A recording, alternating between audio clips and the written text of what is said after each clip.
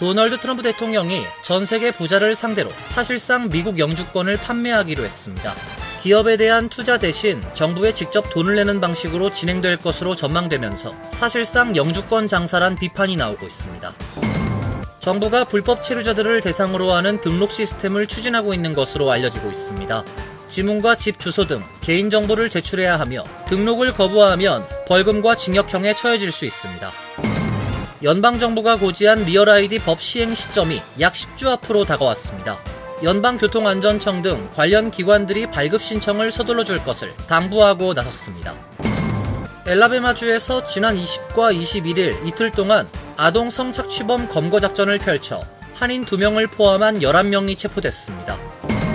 차기 뉴욕시장을 뽑는 선거전이 시작됐습니다. 사퇴 압력을 받고 있는 에릭 아담스 시장의 지지율은 주춤하고 있는 반면 쿠오모 전 뉴욕 주지사의 지지세가 두드러지고 있습니다. 이상은 오늘의 주요 뉴스입니다. 시청자 여러분 안녕하십니까? KBN 뉴스입니다. 지난달 취임 이후에 불법 이민자를 대상으로 사상 최대 추방작전을 진행 중인 트럼프 대통령이 전 세계 부자를 상대로 사실상 미국 영주권을 판매하기로 했습니다. 기존의 투자 이민 제도를 대체하면서 금액 기준을 대폭 높이는 컨셉이지만 미국 기업에 대한 투자 대신 정부에 직접 돈을 내는 방식으로 진행될 것으로 전망되면서 사실상 영주권 장사란 비판이 예상됩니다. 트럼프 대통령은 어제 500만 달러의 미국 영주권을 주는 골드카드를 조만간 판매할 것이라고 밝혔습니다. 미국 영주권을 의미하는 그린카드에서 따온 것으로 보이는 골드카드는 그린카드에 더해 시민권 취득으로 이어지는 경로를 제공할 것이라는 게 트럼프 대통령의 설명입니다. 그는 그린카드와 비슷하지만 그것보다 세련됨의 수준이 더 높다고 말했습니다. 트럼프 대통령과 하워드 러트닉 상무부 장관의 설명을 종합하면 골드카드는 EB5 비자와 유사하게 미국 투자 및 검증 절차 등을 포함하고 있습니다.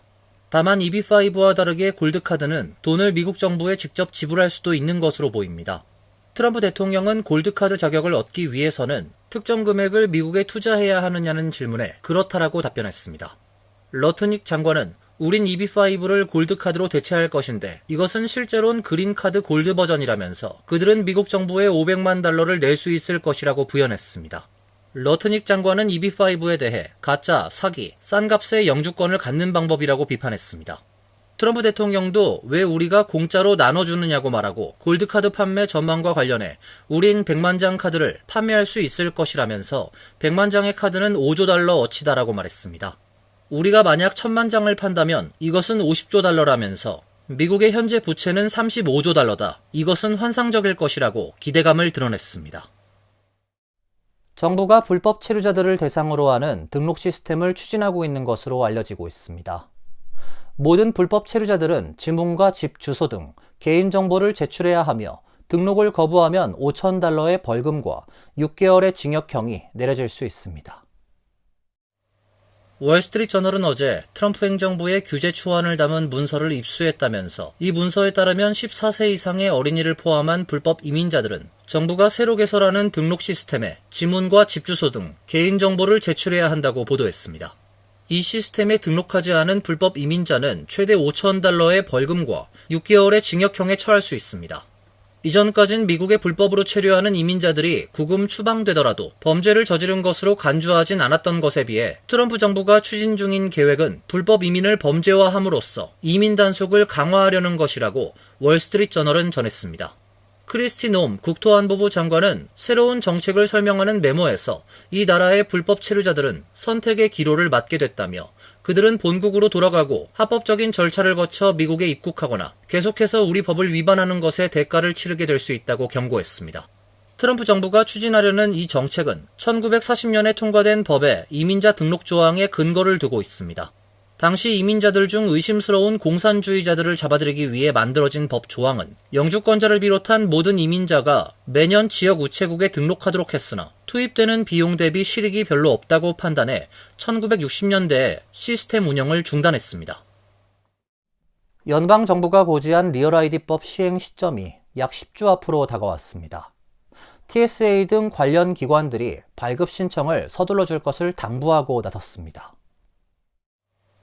리얼 아이디는 연방정부 기준에 맞춰 발급하는 새 운전면허증과 신분증입니다. 2025년 5월 7일부터 18세 이상에게 공항 탑승 검색, 연방정부 건물 출입 시 일반적으로 여권을 제외하고 유일한 신분 확인 수단이 됩니다. TSA는 운전면허증 또는 신분증이 리얼 아이디가 적용된 것인지 확인하려면 오른쪽 상단 모서리에 별 문양이 있는지 확인하면 된다고 덧붙였습니다. 이 문양이 있으면 리얼 아이디란 것입니다. TSA는 만 18세 이상의 모든 여행객이 자신의 사진이 있는 신분증을 확인할 것을 강력히 권고했습니다. TSA가 앞서 단속을 단계적으로 확대한다고 밝혔지만 시행일 자체가 미뤄지는 것은 아닙니다. TSA는 리얼 아이디 또는 여권이 없을 시 공항 보안 검색대에서 지연을 겪을 수 있다면서 현장 상황에 따라 지연이 길어질 수도 있다고 경고했습니다. 각주 차량국은 시행일이 다가올수록 신청자가 몰릴 수 있다며 미리 준비를 당부했습니다. 리얼 아이디 신청은 차량국 웹사이트에서 온라인 신청서를 작성하고 요구하는 서류를 업로드하고 방문 예약을 해야 합니다. 그 뒤에 날짜에 맞춰 업로드한 서류를 가지고 차량국 오피스를 방문해 확인 절차를 밟아야 합니다. 필요 서류는 신분 증명 서류와 거주 증명 서류, 소셜 시큐리티 번호를 지참해야 합니다. 자세한 내용은 각 주정부 차량국 웹사이트를 참조하면 됩니다. 엘라베마주에서 지난 20과 21일 이틀 동안 아동 성착취범 검거 작전을 펼쳐 한인 2명을 포함한 11명이 체포됐습니다. 엘라베마주 동쪽에 위치한 오펠라이카 경찰국은 지난 20에서 21일 아동 성착취 집중 단속 작전을 벌여 용의자 총 11명을 체포했다고 밝혔습니다. 체포된 11명 중에는 한인 2명 등 아시아계가 3명 포함됐습니다. 경찰에 따르면 체포된 용의자들은 20에서 40대 남성입니다. 이들은 컴퓨터를 이용해 미성년자에게 접근한 뒤 성매수를 시도한 것으로 드러났습니다. 이들 중 일부는 미성년자와 온라인으로 연락을 시도한 뒤 성적 만남을 목적으로 미성년자가 사는 지역까지 이동했다고 합니다. 체포된 28세 한인 이승윤 씨는 미성년자 성매수 시도, 컴퓨터를 이용한 미성년자에게 접근, 성적인 목적으로 미성년자 만남에 나선 혐의로 체포됐습니다. 또 다른 43세 한인 이기상 씨도 같은 혐의로 체포됐습니다.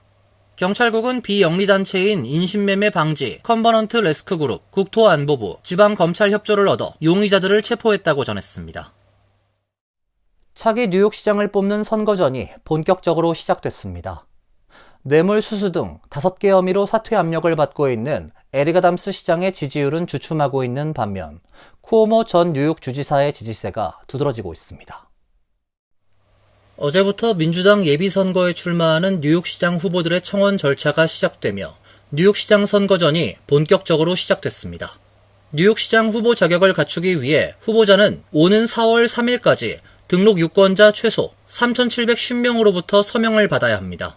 유권자는 자신이 등록한 정당의 시장 후보자 단 한 명에게만 지지 서명을 할 수 있습니다. 차기 뉴욕시장 민주당 후보를 뽑는 예비선거는 오는 6월 24일 진행되며 후보론 에릭 아담스 현 뉴욕시장, 앤드류 쿠오모 전 뉴욕 주지사, 브래드 랜더 뉴욕시 감사원장, 스콧 스트링어 전 시 감사원장, 제시카 라모스 뉴욕주 상원 의원 등이 나올 것으로 예상됩니다. 이 중 앤드류 쿠오모 전 뉴욕 주지사가 현재 가장 유력한 후보로 보입니다. 지난달 실시한 여론조사 결과 차기 뉴욕시장 민주당 후보 중 쿠오모 전 주지사가 32%로 압도적인 지지를 얻었습니다.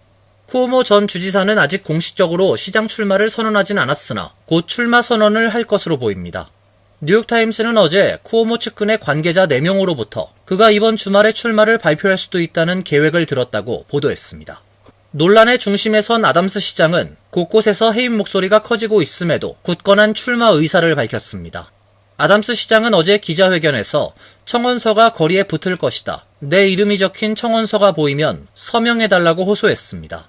자신을 향한 해임 요구가 빗발치고 있는 상황에 대해서는 해임 요구는 비민주적인 행동이라고 비난했습니다. 뉴저지주가 581억 달러 규모의 2025, 26회계연도 행정 예산안을 공개했습니다. 재산세 경감을 확대하고 기록적인 수준의 공립학교 자금 지원 등의 내용을 담고 있습니다.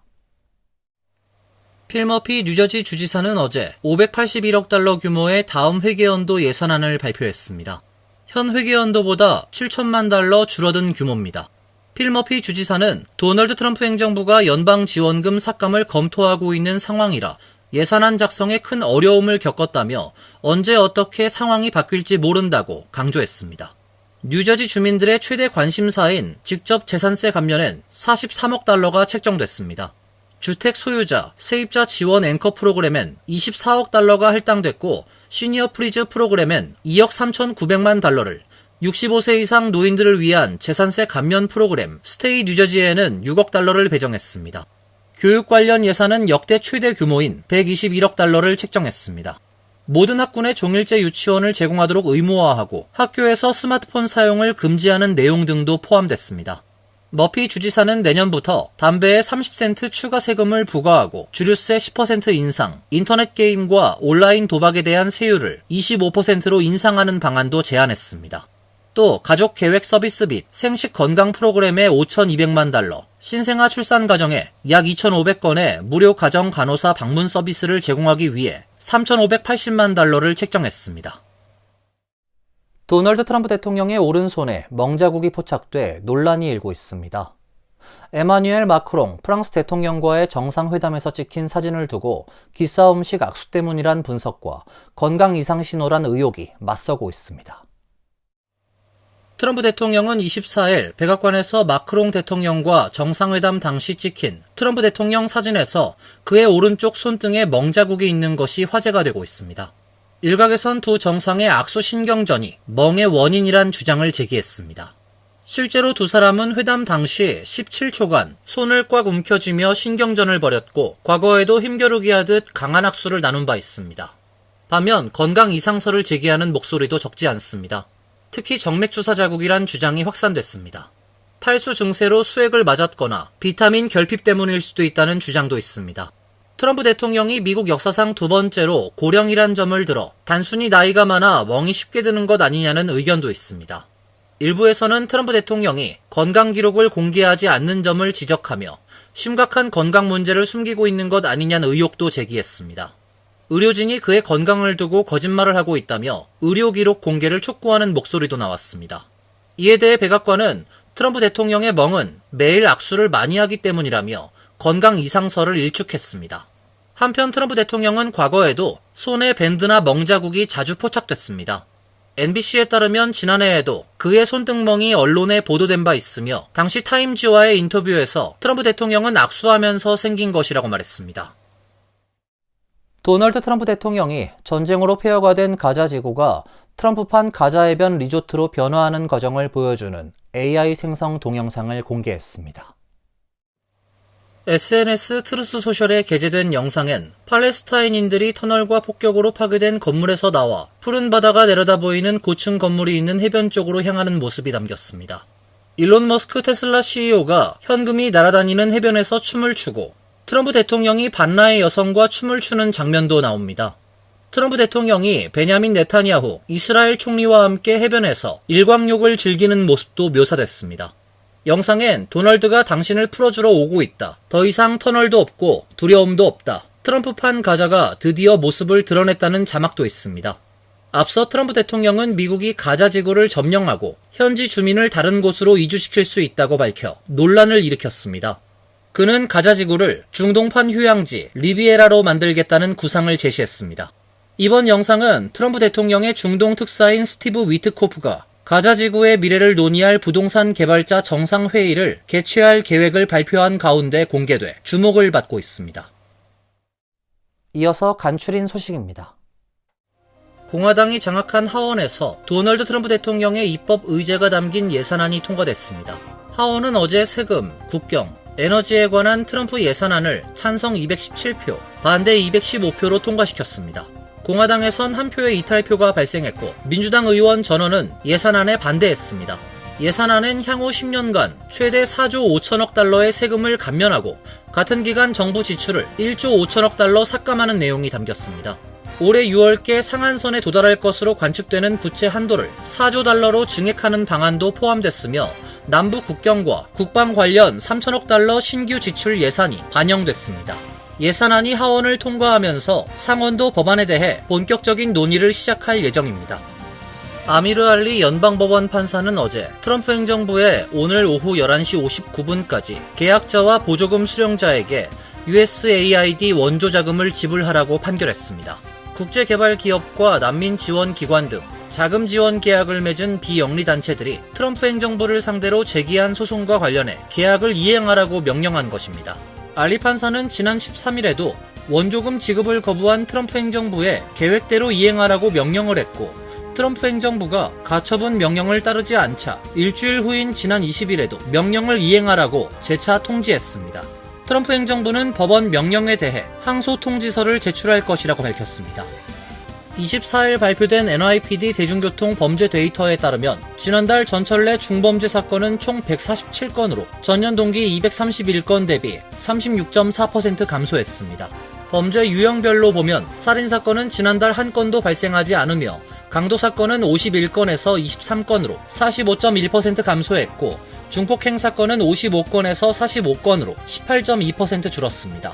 중절도 사건은 122건에서 73건으로 줄었고, 강간 사건은 지난해에 이어 올해도 한 건도 없었습니다. 무임승차 역시 줄어든 것으로 파악됐습니다. 지난해 6월부터 12월까지 전철 무임승차 비율은 14%에서 10%로 감소했으며, 버스 무임승차 비율은 50%에서 45%로 줄었습니다. 뉴저지 한인 상록회가 오는 3월 4일 오전 10시 30분 뉴저지 상록회관에서 시니어를 위한 특별 건강 세미나를 개최합니다.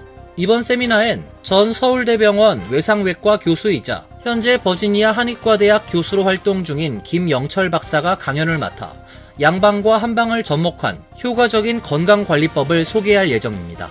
세미나는 시니어층이 가장 관심을 가지는 건강 주제로 구성되며 뼈와 관절건강관리법, 응급상황대처법, 한방치료법 등에 대해 심층적으로 다룰 계획입니다. 세미나는 선착순 30명, 사전 예약제로 진행되며 참가자들에겐 무료 점심 식사가 제공됩니다. 환율과 증권 소식입니다.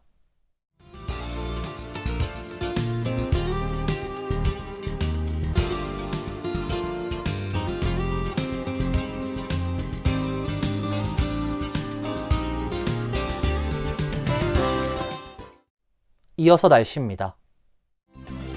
내일은 비 소식이 있습니다. 낮 동안 몇 차례 소나기가 예보돼 있습니다. 낮 최고 기온 57도, 섭씨 14도, 밤 최저 기온은 39도, 섭씨 4도로 예상됩니다. 금요일은 대체로 맑은 날씨가 예상됩니다. 토요일은 다시 구름이 많아질 것으로 보입니다. 이상으로 KBN 뉴스를 마칩니다. KBN과 함께 즐거운 시간 되시길 바랍니다. 동부 최대 한인방송 KBN이 제작하는 KBN 뉴스는 웹사이트 mykbn.com 그리고 유튜브와 페이스북에서 다시 보실 수 있습니다. 좋아요, 구독, 알림 설정은 뉴스 제작에 큰 도움이 됩니다.